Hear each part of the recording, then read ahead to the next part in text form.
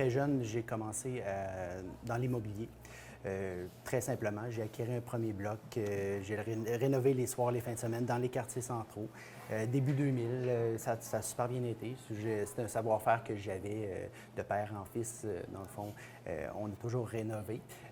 Donc, un premier, je l'habitais, donc j'ai fait ça. La deuxième année, j'en ai acheté un deuxième, puis ça a grossi comme ça. Jusqu'en 2008. En 2008, dans le fond, il y a un immeuble dans le quartier Saint-Roch à Québec. C'était une ancienne tabagie. Le Saint-Roch était en revitalisation à cette époque-là. J'ai décidé d'installer carrément une place de café comme on est actuellement. Comme ici, oui. Dans le fond, j'ai investi du temps, dans le fond, et je connaissais, j'étais un très grand amateur de café, mais de là à avoir son entreprise, et j'ai décidé d'importer le grain de café vert au départ, de torréfier aussi, de revendre au détail. Ça a aussi super bien été. Il y en a eu un premier, la deuxième année. Aujourd'hui, dans le fond, la compagnie que j'ai vendue il y a 4 ans, les brûleries, a 7 succursales dans la ville de Québec. Donc, c'est ça. Je suis issu du milieu des affaires. Actuellement, je travaille beaucoup moins qu'avant. J'ai eu une période de ma vie, c'était environ une quinzaine d'années, c'était 7 jours sur 7. Je ne me posais pas la question qu'est-ce que je fais demain. Je travaille du matin au soir. Là, aujourd'hui, j'ai décidé, depuis la vente de mon entreprise, de prendre un peu plus de temps pour moi, ma conjointe, puis justement de juste travailler des horaires normales, si on veut, dans mon parc immobilier. Et là, maintenant aussi, est-ce que vous avez étudié dans le secteur soit administratif? J'ai fait le bac en économie et en politique à l'Université Laval. Donc, j'ai une formation de base comme politicologue et économiste. Par la suite, dans le fond, j'ai fait une maîtrise en administration des affaires. Donc, oui, j'ai je suis bien outillé, dans le fond, et dans les affaires et dans la politique et l'économie. Et est-ce que vous habitez l'île d'Orléans spécifiquement? Oui. Oui, j'habite dans le fond Saint-Laurent, limite Sainte-Pétronille. Ça fait 10 ans. Vraiment, le confort et la qualité de vie que j'ai trouvé, dans le fond, moi et ma conjointe, à l'île d'Orléans est vraiment exceptionnel. Je trouve, c'est facilement accessible, dans le fond, la ville de Québec, avec tous ses attraits, mais dès qu'on passe le pont, on tombe comme en vacances au chalet. On a le fleuve qui est magnifique, qui nous amène un décor différent tous les jours. Pour moi, dans le fond, c'est vraiment le meilleur équilibre pour la qualité de vie, le travail et le divertissement. On va se lancer maintenant dans le côté politique. Qu'est-ce qui vous a amené à vous lancer en politique ici pour le comté de Charlevoix-Côte-de-Beaupré? Bien, malgré avoir étudié en politique et en économie, pendant les premières années de ma carrière professionnelle, j'ai un peu délaissé l'intérêt, si on veut. J'avais de moins en moins d'intérêt, dans le sens qu'il n'y avait pas de parti qui savait rejoindre mes valeurs. Donc, j'étais un peu orphelin de politique depuis des années. C'est sûr que, comme tous les Québécois, dans les 2 dernières années, on a eu une période difficile.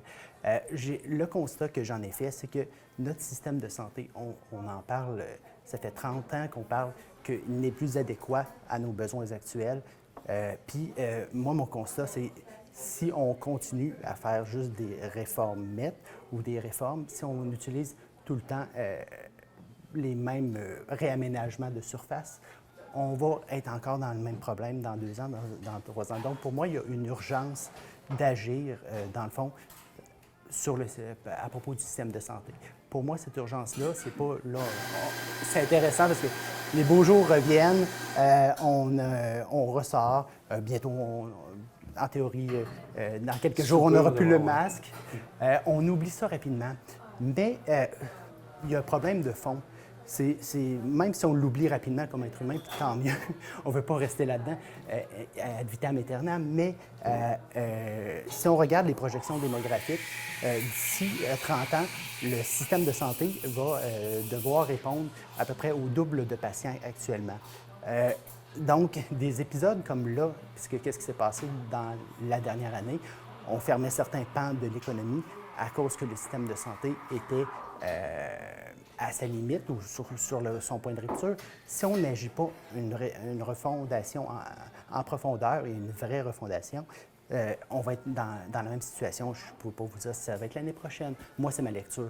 Ou dans 2 ans ou dans 3 ans, est-ce que ça va être le COVID? Est-ce que ça va être un autre mot? On ne le sait pas. Mais c'est ça. Ce qui est sûr pour moi, l'appel de la politique, il y a une refonte en profondeur à faire. Sinon, ça n'ira pas bien. Puis est-ce que vous avez des solutions, on pourrait dire un remède de cheval pour pouvoir changer le tout au niveau de la santé? Oui, Karim El Ayoubi est notre porte-parole en matière de santé. C'est sûr que moi, je ne suis pas médecin, je ne suis pas issu du milieu de la santé, mais on a une équipe solide. Dans le fond, en fin de semaine dernière, justement, on avait un colloque sur notre programme en santé. J'ai fait partie, dans le fond, c'était intéressant, on a eu 400 membres qui se sont impliqués. Et si ça l'intéresse, c'est sûr que pour bien faire honneur à nos projets de réforme puis à nos idées, ça prendrait 10 à 15 minutes, le temps de l'entrevue, à juste à présenter. Mais j'invite, dans le fond, les téléspectateurs que ça l'intéresse sur notre, dans le fond, site. Dans le fond, c'est conservateur.québec. C'est très bien détaillé. Puis éventuellement, il va y avoir la plateforme électorale, mais il y a une section santé qui présente en point par point, en quoi, dans le fond, on veut, de quelle manière on veut s'y prendre pour réellement changer et améliorer la capacité hospitalière, les places disponibles, les médecins et amener des nouvelles sources de financement. Si on regarde plus spécifiquement pour la Côte de Beaupré et l'île d'Orléans, est-ce qu'il y a des dossiers actuellement que vous souhaitez regarder? Avez-vous l'occasion bien de regarder ce qui se passe ici pour le moment?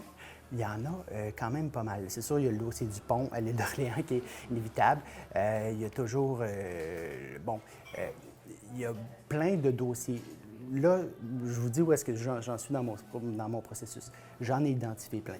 Avant de me commettre, dire c'est celui-là que je vais mettre en priorité, là, actuellement, dans les dernières semaines, puis je fais ça jusqu'à la fin juin, je vais consulter les acteurs locaux. Dans le fond, mais qu'est-ce que j'entends comme acteurs locaux?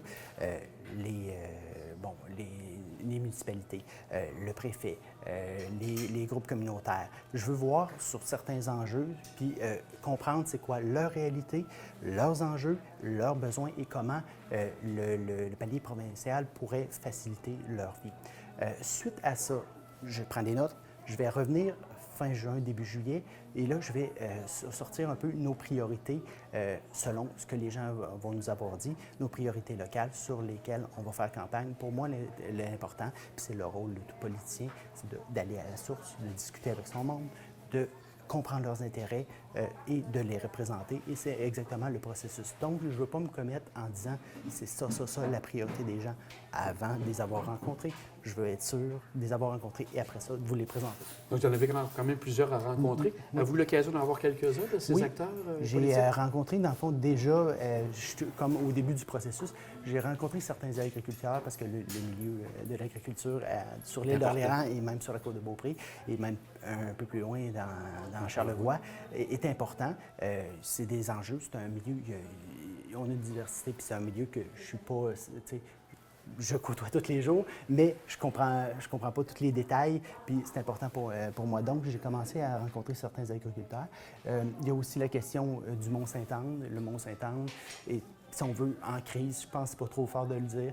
Il y a un sous-investissement. Il faut ramener, dans le fond, il y a des usagers, des résidents, des commerçants, il y a des promoteurs immobiliers, il y a un opérateur de la montagne. Et là, il n'y a pas de vision commune là-dedans. Donc, j'ai déjà commencé à aller rencontrer certains, dans le fond, acteurs, voir leur point de vue, essayer de ramener une vision commune pour être sûr de pérenniser le Mont-Sainte-Anne parce qu'il y a une problématique. Donc oui, j'ai commencé à travailler certains dossiers, puis à rencontrer des gens. Mais pour moi, c'est ça. C'est un gros travail, c'est pas tous les candidats, mais moi, je prends au moins 2 à 3 jours semaine, depuis déjà quelques semaines, pour rencontrer le monde. Pour moi, c'est un travail qui est nécessaire afin de les représenter. Aussi, vous devez être conscient, on tombe avec des grosses pointures à chausser parce que Mme Foster a été présente, bien impliquée au niveau des 4 dernières années. Est-ce que le défi vous fait pas peur? Est-ce que vous vous sentez d'attaque? Parce que les gens ont quand même apprécié Mme Foster dans son travail. Oui. Puis, tu sais, Du côté, moi, je me sens d'attaque. C'est sûr que je veux amener une politique différente de Mme Foster. Elle a amené, je veux lui reconnaître ce qu'elle a, elle a amené énormément d'argent à la région. Ça, je ne peux pas y enlever, puis je ne peux pas être contre ça, c'est clair. Par contre, puis ça, c'est certains commentaires que j'ai eus, c'est pas moi directement. Il y a eu beaucoup, pendant les 2 dernières années, d'appels qui n'ont pas été retournés à son bureau de circonscription, de courriels, pas d'accusés de réception, rien. Moi, ce côté-là, peut-être je n'amènerai pas autant d'argent qu'elle. Je vais faire tout pour militer pour les intérêts des citoyens de la région. Mais du côté de politique de proximité, pour moi, c'est important. Dans notre programme aussi. C'est de la communication avec vos gens? Oui, directement, c'est ça. Puis pour moi, tu sais, la décentralisation aussi, tu sais, vraiment que les décisions soient prises par les gens, pour des gens de la place et pas juste, justement, très centralisées. Puis aussi, Mme Foster, toutes les personnes que j'ai connues et que je connais qui ont travaillé avec elle ont que des bons mots. Puis ça, comme personne, je pense que c'est une excellente personne. Il n'y a rien à dire de ce côté-là. Cependant, ce qu'on en comprend, elle ne ressollicite pas un autre mandat à cause, bon, le classique, raison familiale, personnelle. Derrière ça, il y a deux. Bon, ça, c'est la réponse classique. Mais derrière ça, c'est sûr que c'est des sources d'insatisfaction. Moi, ce que j'ai comme écho, c'est que disons, la gouvernance de François Legault, même à la CAQ et dans le caucus de la CAQ, ça ne fait pas l'unanimité, même si c'est ce qu'on veut nous présenter. Il y a de la divergence, puis c'était très autoritaire comme façon de faire dans le caucus de la CAQ, et ça a amené certaines personnes à quitter. Je ne peux pas dire si c'est le cas de Mme Foster ou pas, mais j'amène quand même ce point-là. Donc, si je comprends, avec Oui. M. Duhaime, vous n'avez pas ce côté autoritaire de ce que je comprends. Vous avez une certaine coup des franges, on pourrait dire? Oui, bien ça c'était un truc qui a été discuté dès le départ.